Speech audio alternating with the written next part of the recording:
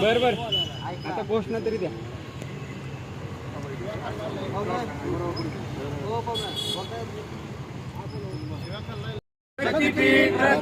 एकच जिद्द शक्तीपीठ रद्द जमीन आमच्या हक्काची नाही कुणाच्या बापाची जमीन आमच्या हक्काची नाही कुणाच्या बापाची जय जवान जय किसान जय जवान जय किसान भारत माता की जय भारत माता की जय किसान जमीन आमच्या हक्काची नाही कुणाच्या बापाची जमीन आमच्या हक्काची नाही कुणाच्या बापाची अरे कोण म्हणतंय रद्द करत नाही गेले राहत नाही एकच जिद्द शक्तीपीठ रद्द एकच जिद्द शक्तीपीठ रद्द जमीन आमच्या हक्काची नाही कुणाच्या बापाची जमीन आमच्या हक्काची नाही कुणाच्या बापाची जय जवान जय किसान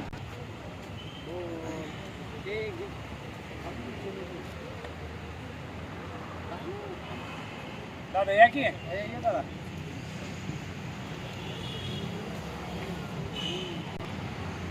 माईक तुझ्यात घेऊ.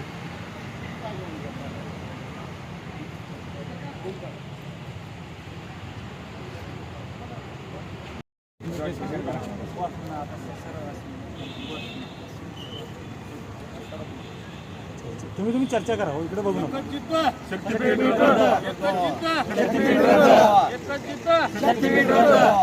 जमीन आमच्या हक्काची नाही कुणाच्या बापाची जमीन आमच्या हक्काची नाही कुणाच्या बापाची नाही कुणाच्या बापाची शक्तीपीठ रद्द जय जवान जय किसान जय जवान जय किसान भारत माता की जय भारत माता की जय जमीन आमच्या हक्काची नाही कुणाच्या एकच जिद्द शक्तीपीठ रद्द एकच जिद्द शक्तीपीठ रद्द कौडगावचा बारस तालुक्यामधला माझी 6 एकरची जमीन आहे.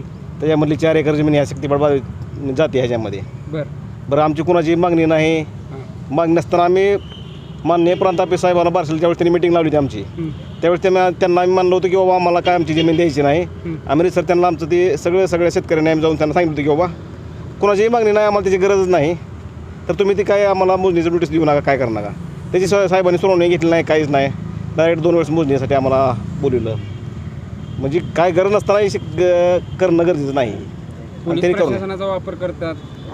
त्यांनी केला आहे पोलीस प्रशासनाचा वापर बी केला त्यांनी परंतु पोलीस प्रशासन आम्हाला सहकार्य केलं की त्यांनी कुठल्याही प्रकारचं काय आमच्यावरती हे केलेलं नाही त्यांनी. परंतु त्यांचं जे आहे ते हुकुमशाही पद्धतीने चाललं असं आम्हाला वाटतंय. ती चुकीचं आहे साहेबाचं कारण कुठंतरी लोकशाही आपल्यातली संपत चालली असं आम्हाला वाटतं या ठिकाणी. येथील शक्तीपीठ बाधित शेतकरी सोमनाथ शहाजी गायकवाड. तर माझी वैयक्तिक 6 एकर जमीन आहे. तर या 6 एकर जमिनीमधून जवळपास माझी 3 एकर जमीन ही शक्तीपीठ महामार्गात जाते आणि 1.5 एकर रस्त्याच्या एका बाजूला आणि 1.5 एकर रस्त्याच्या एका बाजूला अशी दोन्ही बाजूला माझी ती जमीन राहत असल्यामुळं मी आता रस्ता झाल्यानंतर ती जमीन वहिवाटणार कशी आणि माझा उदरनिर्वाह मी भागवणार कसा हा मोठा प्रश्न हा माझ्यापुढे पडलेला आहे. आज सलग गॅजेट प्रसिद्ध झाल्यापासून शक्तीपीठचं आम्ही 2 वर्ष झालं शांततेने लढा देतो आहे. कुठल्याही प्रकारचं हिंसक आंदोलन किंवा कुठल्याही प्रकारची आम्ही तोडफोड किंवा मोडतोड प्रशासनाची किंवा प्रशासकीय यंत्रणेची आम्ही केलेली नाही आहे. तरीही वारंवार आम्ही जिल्हाधिकारी सोलापूरचे असतील प्रांतसाहेब असतील यांच्या भेटीगाठी घेऊन त्यांना निवेदनं देऊन आम्ही आमच्या मागण्या त्यांना कळवलेल्या आहेत की आमची एकच मागणी आहे संबंध आमच्या सोलापूर जिल्ह्याची बार्शी तालुक्याची की शक्तीपीठ रद्द व्हावा आणि या तालुक्यातला जो अल्पभूधारक शेतकरी आहे हा शेतकरी ज्यांनी पिढ्यानुपिढ्या आपली जमीन कसल्या आणि त्यांच्यावर ते उदरनिर्वाह साधतात ते त्या पद्धतीनं तसं राहू द्यावं आणि आमची शक्तीपीठ ही मागणी रद्द करावा. शक्तीपीठ हीच आमची मागणी आहे. आज जवळपास 10 जिल्ह्यामधून हा विरोध चालू आहे. तरी हे 10 जिल्ह्यामध्ये कुठंच जमावबंदी हा कायदा लागू केला नाही. मग प्रांत साहेबांना आमचं एकच मागणं आहे की जमावबंदी शेतकरीने करण्याची गरज काय. आज तुम्हाला एवढा मोठा शेतकऱ्यांचा विरोध दिसतो आहे तरी तुम्ही काय हुकुमशाही पद्धतीने कारभार करणार आहेत का किंवा हुकुमशाही पद्धतीनं तुम्ही मोजणी करणार आहेत का. मग करायचे असेल तर करा. आम्ही तुम्हाला मोजणी करायची आहे ना तुम्ही आम्ही त्या ठिकाणी झोपतो आम्हाला त्या ठिकाणी मारा आणि त्यांना मारून आमची जमीन तुम्हाला ताब्यात घ्यायची असेल तर घ्या. परंतु असं हुकुमशाही पद्धतीनं आपलं संविधान आहे संविधानानुसार आपण आपल्या राज्याचा देशाचा कारभार चालतो. त्या पद्धतीने तुम्हाला लोकशाही मार्गाने आमच्या ज्या काही विनंती असतील, आमच्या ज्या काही मागण्या आहेत, तुम्ही शासनापर्यंत अगोदर पोहोचवा.